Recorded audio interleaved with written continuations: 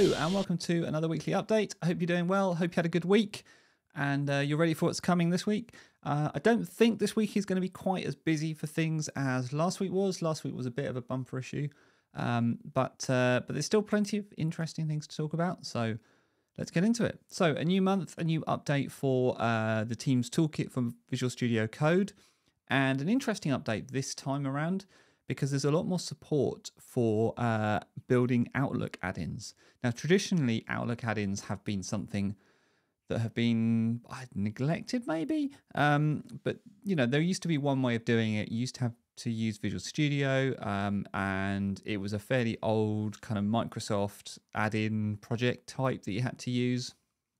And many people are still, you know, that's one way of doing it. There's been a lot more support in the last couple of years for doing it on the sort of the Office 365 stack, different way of doing it. And then more recently, we've had Teams applications that have also been able to show up in Outlook.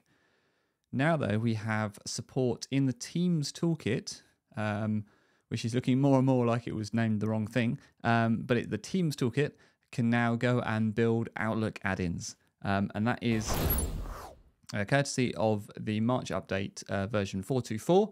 Supports a bunch of things, but there's support for the JavaScript SDK version 2. That's the thing that you need. That's like the baseline SDK you need if you want to write things that run both on Teams, but also in Outlook, in the office.com experience, and also on the Office app as well. So that's been updated to support both the latest version of SharePoint, but also this ability to create, debug, and deploy an Outlook add-in project, which is kind of really interesting. So you can go and file a new Outlook add-in. You can get nice templates, and you get decent kind of support for things like debugging and deploying in a way that you didn't have before. It was always a little bit messy. You used to have to install it into Teams, and then once you'd install it, go and jump over to Outlook, and it was never great. So this is interesting. There's one big gotcha. You do need to have this version of Outlook, and it only works on Windows right now. You need to be in the beta channel, blah, blah, blah, blah, blah. There's quite a lot of prerequisites for the version of Outlook you need to be running. However, this is one of those do it now, eventually all the clients will catch up sort of thing. So if you're building out applications, it's worth figuring this stuff out, and it's worth getting onto it. And, you know, because the Outlook clients will get there eventually. And when they do, you'll be ready. There's other changes in this update as well that's worth kind of looking through. There's a couple of different samples and other bits and pieces, but that's the kind of biggie, I think. That's kind of support for building Outlook add-ins. So pretty cool, pretty exciting, pretty surprising, I suppose. Not what you'd expect to come to the Teams Toolkit, but you know, the Teams Toolkit is really becoming the place where lots of innovation is happening for developers building apps for Microsoft Teams, which is nice and exciting. The other place where lots of things are happening, is Azure Communication Services. And there's been an update this week to the UI library for Azure Communication Services. Now, if you don't know, there's a whole bunch of UI components in Azure Communication Services that developers can use or not. It's up to them, but they can use those UI components to put into their application to create a nice, consistent look and feel, without having to do loads of work and effort, you know, to go and build out a UI. Because turns out everyone's calling UI is roughly the same. Everyone's number pad and chat experience UI are all pretty much basically the same. So either you could write your own and that's fine, or you could take theirs, and modify it, and that's fine too. Anyway, the update this time around is that those UI library components now support shared identity with Microsoft Teams users. Shared identity is where you can use ACS, but instead of using ACS identity to log in, you can use a Microsoft Teams identity. Those UI library components are now support that setup. To be honest, I actually thought this was there already. It was one of those kind of gaps where I kind of assumed it was there, and it turns out it wasn't, but now it is, so that's good. I talked about this, well, not specifically this update, but I talked a lot about shared identity, UI components, and also joining Teams meetings from ACS in the talk I did last week for Teams Week. So if that sounds interesting, you can go and find that. Go and look at my blog. I did a I'm talking out thing. You can get the link from there.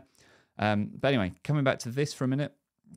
Yeah, this is really cool. So those UI library components, and this is one of them. This looks like a composite component maybe, or it might just be a set of the UI library components.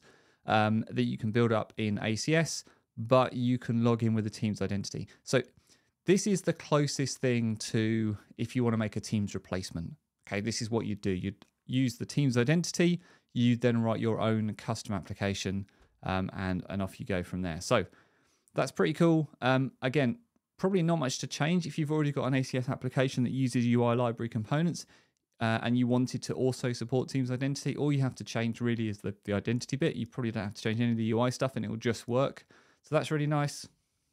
But also if you've been holding off because you wanted to build something that is custom but lets users log in with their Teams identity and you've been waiting to use the UI library, then well, you now can. So that's cool. Bit of an update to both bots and messaging extensions in Microsoft Teams. And that is that they now work on the Department of Defense, the DoD cloud, which they didn't do before. So that's a kind of a big update. If you live in that world, then bots and messaging extensions are now available in DoD. Don't really have a big announcement page for it, but it's shown up here, and there's one on the messaging extension pages as well. And it's this bit here that says bots are now available in GCC, GCC High, and DoD environments. So the bot channel registration must be done in the Azure government portal. So if that's your world, then happy days, you can now make bots and messaging extensions like the rest of us. Enjoy. I want to go sideways for a minute to something I don't talk about that often very much, and that's Power BI. But Power BI always forms often forms an important part of lots of projects because people like to report on data. Power BI is a great way of doing that, not just data in Microsoft Graph, but data your application generates. And you know, if you're writing a good application, really it's probably a mixture of data you generate and coupling that with data from Microsoft Graph and or other places.